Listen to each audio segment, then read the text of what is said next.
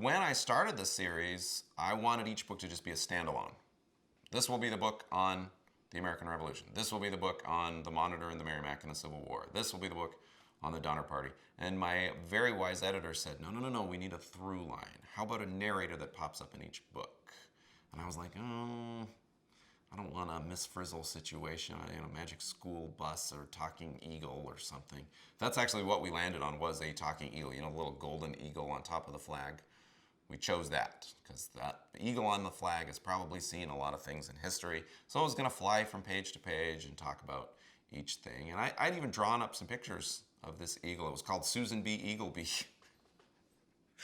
I'm embarrassed by that. But one day we were talking about the cover because it had to have a series title, the book title, and then my name. And I thought, we're out of space for illustrations. As an illustrator, I wanted to have the best possible cover.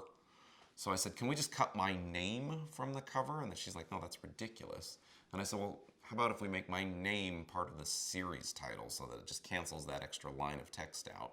And she's like, why would your name be in the series title? And on the phone, I was just like, well, there was this Revolutionary War spy with my same name, Nathan Hale, and maybe he's telling the stories to stop his execution? And my editor was like, hang up right now, write this all down immediately. This sounds a lot better than that eagle. I wrote it all down, and suddenly we had this kind of little Greek chorus. Our hangman, provost, and Nathan Hale. Between the three of them, Nathan Hale tells the stories. He just lays out the facts.